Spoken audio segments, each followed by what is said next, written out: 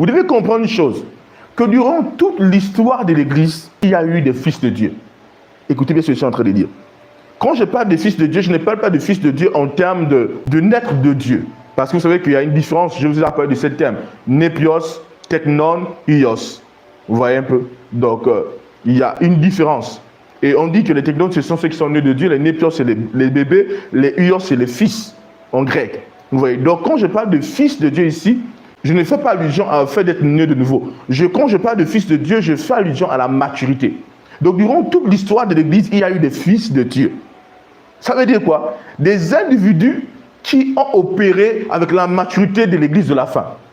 Tout le monde me suit ici? Par exemple, lorsque nous allons parler de Jean, Jean le divin, l'apôtre Jean, le prophète Jean, par exemple, ces personnes, c'était des fils de Dieu accomplis. Quand on va parler de Paul, Paul n'était pas un bébé. Et même dans l'histoire de l'Église, il y a eu des saints qui ont atteint un certain niveau de maturité. Mais seulement le fait qu'ils ont atteint un certain niveau de maturité, ils étaient dans une Église qui n'était pas mature.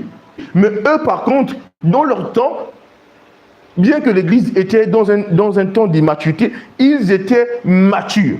Mais parmi une Église immature. C'est pourquoi vous allez voir que dans l'histoire de l'Église, il y a des saints qui ont fait des percées extraordinaires. Il y a des saints terribles, que ce soit dans les différents mouvements de l'Église ou dans les différentes dénominations. Il y a eu des saints qui ont fait des percées extraordinaires. Vous voyez, qui ont contacté des levels en esprit extraordinaires, des niveaux de maturité extraordinaires. Vous voyez, dont on parle par exemple de Paul, on parle de Jean, on parle de certains saints, plusieurs saints dans l'histoire de l'Église, se sont élevés à un niveau de maturité de l'Église de la fin. Pourquoi? Je vais m'expliquer. Prêtez vraiment attention dans ce que je veux dire. Écoutez très bien. En fait, quand Paul dit en vue du perfectionnement, afin que l'Église parvienne à l'unité de la foi, on va revoir cela. Nous sommes dans le livre d'Éphésiens. Nous sommes dans le livre d'Éphésiens, chapitre 4, verset 10. Celui qui est descendu, c'est le même qui est monté au-dessus de tout, de tous les cieux, afin de remplir toutes choses. Il a donné les uns comme apôtres, les autres comme prophètes, les autres comme évangélistes, les autres comme pasteurs et docteurs, pour le perfectionnement des saints, en vue de l'œuvre du ministère et de l'édification du corps de Christ. En vue de quoi? De l'œuvre du ministère et de l'édification, du baptisement. De l'édification de quoi? Du corps de Christ. Ça veut dire que le corps de Christ est dans un processus d'édification, un processus de baptisement, un processus de maturité. Tout le monde me suit ici, d'un état à un autre. En avançant, Paul dit, jusqu'à ce que nous soyons tous parvenus, c'est là où j'aime. Nous serons tous parvenus à quoi? Il dit à l'unité de quoi? De la foi. Vous voyez? À l'unité de la foi et de la connaissance du Fils de Dieu. Donc que nous tous nous parvenons à l'unité de la foi et de la connaissance du Fils de Dieu. Pourquoi? Je vais ouvrir quelque chose ici. Comme je vous ai dit que dans l'ancien temps, il y avait des saints qui étaient des fils de Dieu parmi des bébés. Pourquoi? Parce que leur foi avait atteint un niveau. Mais la plupart des autres, il n'y avait pas comme l'unité de la foi un niveau. Tout le monde me suit. Donc, tous n'étaient pas parvenus à la même connaissance du Fils de Dieu comme eux. Comme celui qui est à l'état de Fils de Dieu. Parce que n'oubliez pas, dans la Bible, il y a ce qu'on appelle le principe de la contemplation. Il dit, quand nous contemplons le Seigneur, comme dans un miroir, nous sommes changés en la même image de gloire en gloire. Ça veut dire quoi? L'état du Seigneur que tu contemples, tu deviens. Tu contemples le Seigneur dans son état 3, tu deviens l'état 3 du Seigneur. Tout le monde me suit ici. Si quelqu'un contemple à l'état 1, il a l'état 1. Mais donc, l'unité de la foi, c'est comme le corps de Christ contemple le Seigneur dans son état. Peut-être l'état 7. Donc, tout le corps, de manière, en tant que corps, contemple le Seigneur dans un état. Tout le monde me suit ici parce que dans l'ancien temps, il y avait des chrétiens qui étaient des fils de Dieu parmi des bébés. Parce que pendant que les autres contemplaient le Seigneur dans l'état 1 et ils contemplaient le Seigneur dans l'état 7. Oh, gloire à Dieu, est-ce que je parle à quelqu'un? Et ils étaient incompris par d'autres. Parce que d'autres contemplaient le Seigneur dans l'état 1. N'oubliez pas, nous sommes transfigurés, nous sommes changés en la même image de gloire en gloire. Comme nous contemplons le Seigneur comme dans un miroir. Le miroir qui est la parole de Dieu. Dans le monde spirituel, tu vois le Seigneur en fonction de ton level. Le Seigneur se révèle à toi en fonction de ton level. Tout le monde me suit ici, oui. Si tu attrapes le Seigneur au niveau 1, il va se révéler au niveau 1. Si tu l'attrapes au niveau 2, il se révèle à toi au niveau 2. C'est pourquoi tout le monde n'a pas contacté le même niveau de gloire. Tout le monde ne contacte pas le même niveau de gloire. Ah, il a dit, il y a Séral. C'est pourquoi certaines personnes vont avoir des visions, ils voient des choses, mais les choses ne sont pas totalement claires.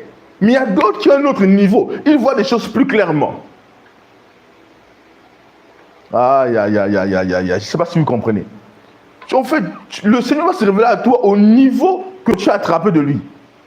Pour voir le Seigneur dans un autre niveau, il faut que tu montes à ce niveau, en fonction de la révélation de la parole de Dieu. Par exemple, voilà, merci Saint-Esprit. Si tu n'as pas contemplé le Seigneur parfait, tu ne peux pas aller à la perfection. Si tu n'as pas contemplé le Seigneur qui guérit, tu ne peux pas guérir les malades. Tu n'as pas contemplé le Seigneur qui sait tout. Tu ne peux pas manifester l'omniscience de Dieu. Tu n'as pas contemplé le Seigneur sage. Tu ne peux pas manifester la sagesse. Quelqu'un me suit ici?